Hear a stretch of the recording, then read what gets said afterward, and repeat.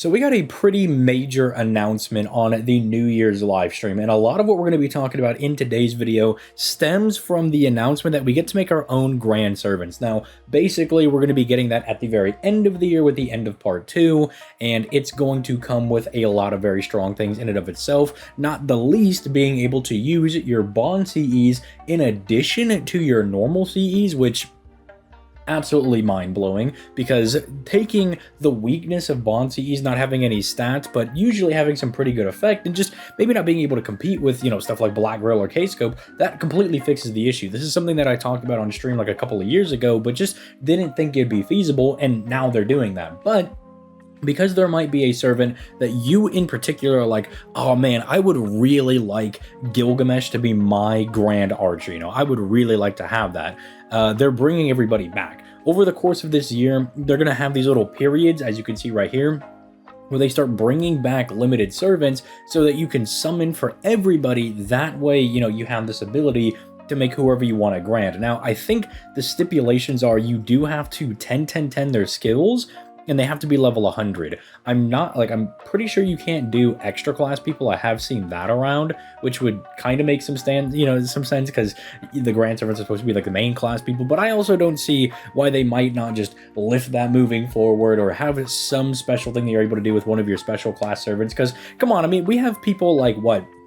Chi Huang, who was like, well, I made a grand servant catalyst and my class is ruler. Now, I'm not saying I'm summoned officially as a grand ruler, but I've, you know, manufactured it in a way to where I've effectively become grand ruler. You know, like, you have characters that can kind of do goofy stuff like that, so I don't see why, if you want to make Jolter your grand avenger, or you want to make Moriarty ruler your grand ruler, or you want to have grand foreigner be Kukul Khan or something along those lines, or, I mean, this is probably pushing it a little bit, but grand beast Draco, I guess. I don't see why you couldn't do that. I know that, you know, Nasu, one of the writers for the series, is very, you know, strict on the lore and everything, and making sure that everything is, you know, always following the lore. That's why we can't have Draco in, you know, Lucky Bag campaign, because he's like, oh, well, summoning a beast isn't very lucky. But, you know, with him moving on, you know, at the end of part 2, and, you know, I think it's Sakurai who's taking over for part 3, with her coming in, maybe she'll be like, who cares? We'll just implement that next year, you know, or the year after, whenever we really start getting into part 3. Or maybe she'll introduce some new super class thing where it's grands for main classes and,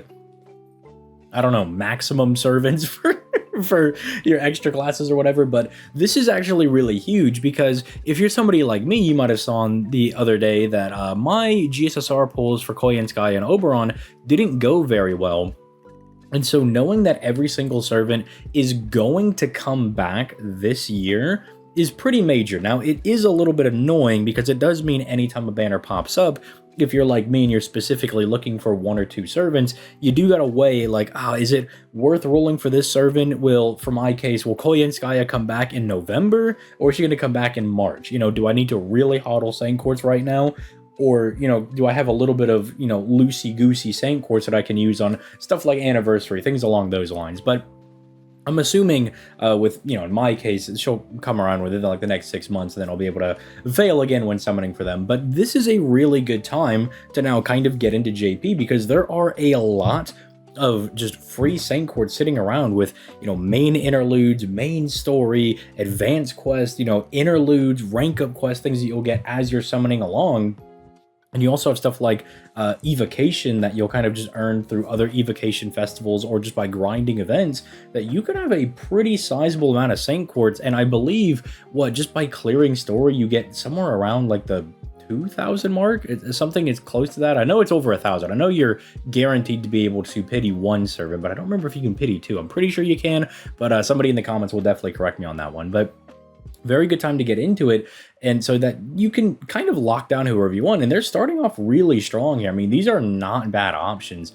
In fact, I'm a little tempted to go for Ruler Scotty myself, because that opens me up to do a lot of quick things, because I already have Caster Scotty. I'm just, you know, lacking Oberon and Koyenskaya, and so that would open up a lot of just different quick options on my account. But I think, just because in my case in particular, you know, I have like Cuckoo and Ace at NP2. I think it's probably better if I just hold out to enable their things more efficiently. I mean, we also have Archetype Earth over there. We've got Tiamat, just a lot of very strong Buster servants that I can't really unlock the full potential of. But I think that's a very killer thing to keep an eye out for, especially when you start looking at some of the Bond CEs over here. I just pulled up Berserkers because I know a lot of people are going to start thinking of stuff like Herc is a really good one, or Tyra. They basically have kind of the same Bond CE where they give themselves additional guts, and they both have skills in their kit that proc abilities on their guts. But look at some of these, like look at Shizuki over here, right? Look at Sojiro, the literal just man.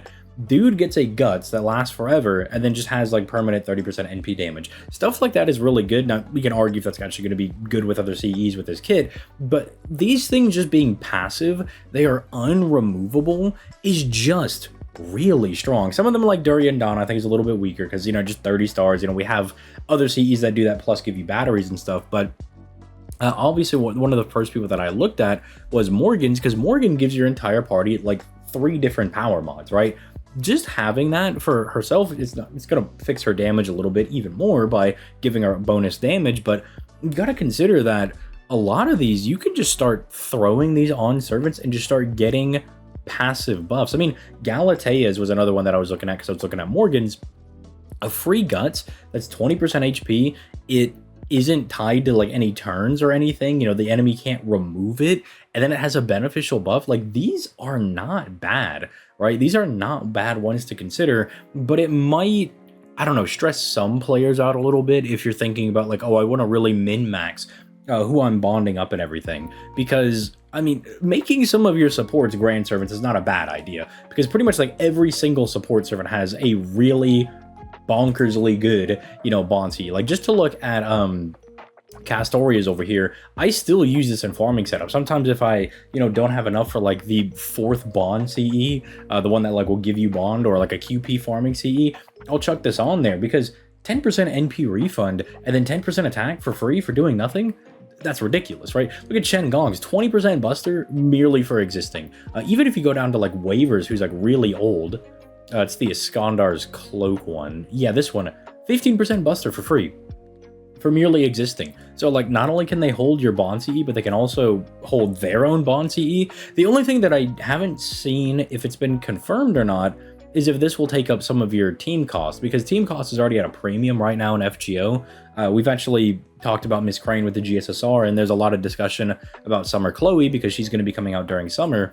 And the problem that those servants have is that there's just not enough team cost to really enable all the crazy things you want to do. You could still do some really nutty things with them, especially with Summer Chloe costing less than, you know, Miss Crane does.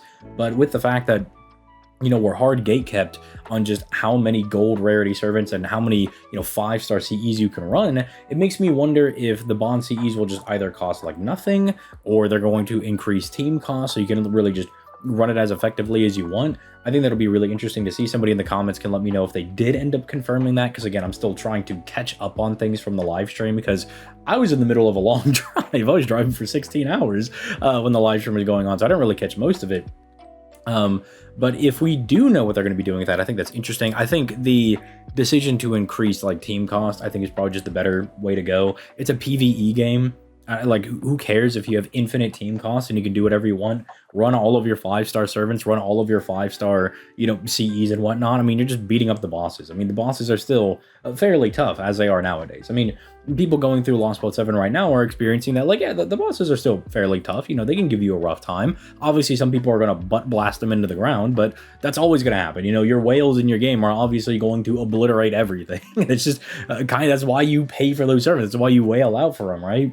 I don't know. Like, I really just don't see like a reason to really restrict it any further. But hey, like Merlin's is like really good. So I don't know. Like, I think thinking about who you want to grand up so you could take advantage of like their bond CEs and whatnot is a good idea. But I also don't think you should be like really stressing out that hard about it, because that's also kind of what I wanted to talk about here. Because say your favorite character is someone like Vanilla Artoria, right? And you're like, oh, but her bond CE is like not the most broken. It's only 15% attack for all the party members. I mean, think about it like this. You're taking a servant that you like to the next level, and that 15% attack is something you weren't going to have it, you know, in the first place. So you're still getting a net benefit. Like, obviously, there are a ton of servants that I think are the most optimal ones to go ahead and level up. But I mean, we were talking about it on stream today, and I was like, I'm probably going to do someone like Muramasa, not because he's like one of my favorite characters, but just I've used him a lot, you know, in my JP side of things. He's just like really helped me out on my account, and like his bond CE is not bad, right? You know, making additional stars just passively for the entirety, you know, rest of the battle, and then getting additional 30% crit damage is really good, but it's not like an optimal one, I don't think, for me. It's not something that I think, oh, my account really needs this on him, especially when I already have like Berserker Ibuki running around. But it's just like kind of paying the dude back for carrying the account when I was just kind of getting started, you know, just putting the team on his back and, you know, helping us out. So I think it's perfectly fine to do that. I want to let people know that that's something that I'm definitely going to be looking into. I mean, even for archers, like the ones that I'm looking at are Durga or Zenobia, because again, like they've really helped me out a lot. And Durga's is fairly good. Getting Sky and Demonic for the entire party is like really strong. But Zenobia's, it's like, I don't know, like it might be arguable that she kind of needs the extra NP damage buff. You might see 30% and be like, that's crazy, but considering the fact that you can use her with Black Grail and she still kind of hits like a wet paper towel, like shrug. I don't know if it's like all that crazy. Maybe it's in the buff that you know, she probably should have gotten when they buffed her a couple months ago. But just something I wanted to talk about and just bring it up to people's attention, because sometimes, you know, all streaming people would be like, oh, I didn't even know that was a thing. And with me now streaming, you know, dual streaming on Twitch and YouTube every Monday, Wednesday, and Friday, I get more and more people coming in being like, oh, like ZTO, what are your thoughts on this? Or how does this work? I wanted to go ahead and just put an official video, you know, just kind of giving my raw thoughts on the matter, because it did just come out a couple of days ago. And this is just kind of how I feel about it. You know, I think it's a really good idea to give us this opportunity to buff our servants in a really unique way. I think it's very creative. I think it gives us a use case for the bond CEs now. And while some people are probably going to go and min-max all their things and do it for all their support, so the supports can not only carry their bond CEs, but they can also carry like QP CEs or bond drop rate CEs or event CEs and still provide damage for everybody, right? I think that's perfectly fine, but, you know, I don't think you should be stressing out about it. Like, I just wanted to let people know that that's what I'm considering doing, right? Like, obviously, like, doing Castorias, I think, is, like, really broken, but I'm going to be doing Ace because, you know, it's Morgan 3, dude. Of course I'm going to be going up for, you know, Ace over here, right? Like, even though this is, like, super situational where it's like, well, you know, you can get the extra NP damage if you have 50% or less HP, you know, like, okay, very situational, probably not going to proc all that often, but, dude, you know, I'm gonna do it because, you know, these are the servants that I like. I think you should treat it like grailing, and just do it for the characters you like, because you're going to be getting a net benefit that you weren't getting anyway. You know, so you shouldn't be like, oh man, I'm losing out on all this efficiency. And it's like, no, just treat it as like a little additional buff that you're going to be getting. But let me know in the comment section down below what servants you are personally looking forward to, whether on your, you know, JP, NA, whatever it be. I just smacked my desk. Let me know who you're considering doing for your grand servants. I think, if I can remember correctly, who were the ones that I was doing? It was Muramasa for Saber, Durga or Zenobia for Archer. I think it's what, like, Melusine was Lancer, Rider. I'm still undecided on. I might do Dobrania or Taigong are the ones that I'm considering. Caster is obviously going to be Ace. Assassin, I'm going against the grain because I think everybody's going to do Kama, and I want to be a little unique lad. And so I'm going to be doing Okita Jet Soji, the summer one, just because I like Okita a lot. And, you know, she's pretty good after her buff that she got on, what was it? Not this last anniversary, but the one that we're getting on NA. And then Berserker might seem obvious that I was going to do Morgan, but I think I'm actually going to deviate, and I'm going to do Ibuki Summer, and I'm going to do Morgan on my NA account, because Ibuki Summer is pretty much responsible for carrying the entirety of my JP account. You know, she's pretty much carried the thing on her back, because it's really just Castoria over there. There's no Oberon, there's no, you know, Clay and Sky, I know even Ruler Scotty, so if I want to go and do something, you know, Ibuki's got to carry the team, and for the last couple of years, she's been carrying the team on her back, so I feel like it would be a little rude of me to not give her the grand status, right? Like, not give her her dues and whatnot. But yeah, those are just my thoughts. Those are just some servants that I'm throwing out there. So if some of them are not like the craziest people, you know, just think for yourself. It's okay. You know, it's not the end of the world. Like, I play a ton of FGO. You know, this is literally what I do. It's the daily hobby of mine. And I'm still willing to, you know, go out there and do servants that I like. So it's okay. You know, don't stress about it too much. But with that being said, let me know your thoughts in the comment section down below. If you enjoyed the video, like it would be appreciated, and subscribe to the channel if you want to see more daily FGO content. With that being said, I'm out. Peace, late guys.